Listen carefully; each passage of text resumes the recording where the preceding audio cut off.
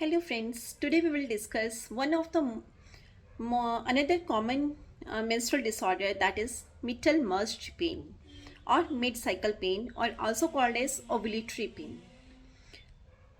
It's very common. We have seen so many patients come to OPD with a complaint of pain during mid-cycle.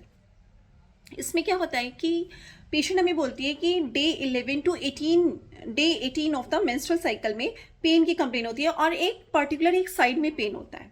तो उसका reason क्या है, पहले ही हम देखते हैं कि पेन होता क्या है।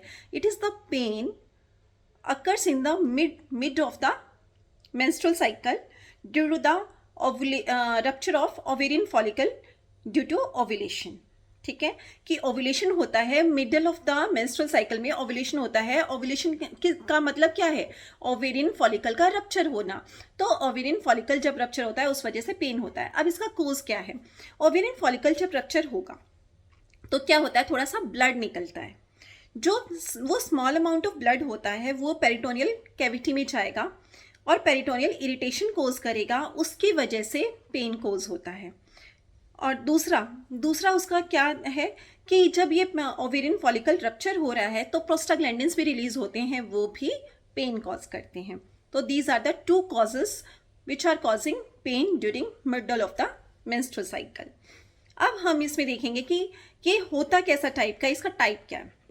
ये जो पेन होता है माइल्ड टू मॉडरेट इंटेंसिटी का होता है, डल एक्किंग पेन होता है, मिडल ऑफ द साइकिल में होता है, around day 11 to day 18 of the cycle में होता है। ठीक है, साथ में इसमें क्या रहेगा, ये पेन का रीज़न क्या है, ये पेन होता है किस रीज़न में, मतलब किस एरिया में हो रहा है। हाइपोगैस्ट्रिक एरिया में होता है या फिर one of the iliac fossa पे होता है। One of the iliac fossa में क्यों हो रहा है? जिस साइड की ओवरी उस मंथ में एक्टिव होगी, जिस साइड से ओव्यूलेशन हो रहा है उसी साइड में पेन हो जाएगा, उस साइड के इलियक फॉसा से पेन होगा। ठीक है, साथ में एसोसिएशंस क्या होती हैं इसमें एसोसिएशंस हो सकती है कि कुछ पेशेंट कंप्लेन करते हैं कि स्कांटी वेजाइनल डिस्चार्ज होता है या वेजाइनल ब्लीडिंग भी होती है, थोड़ी सी स्पॉटिंग टाइप की होगी। तो ये इसका सिम्टम रहेगा कि ये इस तरीके से पेशेंट आपके पास कंप्लेन करके आएगी। तो ट्रीटमेंट क्या करेंगे? सबसे पहले पेशेंट को रीएश्योरेंस करेंगे कि इट्स ए फिजियोलॉजिकल फिनोमिना, कि जिसकी वजह से ये पेन हो रहा है। अगर फिर भी पेशेंट नहीं टॉलरेट कर पा रही है तो हम उसको बोलेंगे कि एनाल्जेसिक्स ले लें, तो हम उसमें NSAIDs लाइक मिफेनेमिक एसिड या फिर और साथ में एंटीस्पास्मोडिक भी दे सकते हो। अगर कोई ज़्यादा पेन कॉज कर रहा है, ड्रोटावेरिन या डाइसाइक्लोमिन टैबलेट हम ऐड कर सकते हैं उसमें, तो पेशेंट को रिलीफ मिल जाएगा। लेकिन कुछ पेशेंट्स में बहुत ज़्यादा पेन होता है, इनटॉलरेबल टाइप का होता है, और उसमें पेशेंट को फर्टिलिटी की ज़रूरत नहीं है, तो हम क्या करेंगे, कंबाइंड ऑसिपिल्स ऐड कर देंगे ताकि उस साइकिल को हम एनओवुलेटरी बना देंगे। जब ओवुलेशन होगा ही नहीं तो पेन नहीं होगा।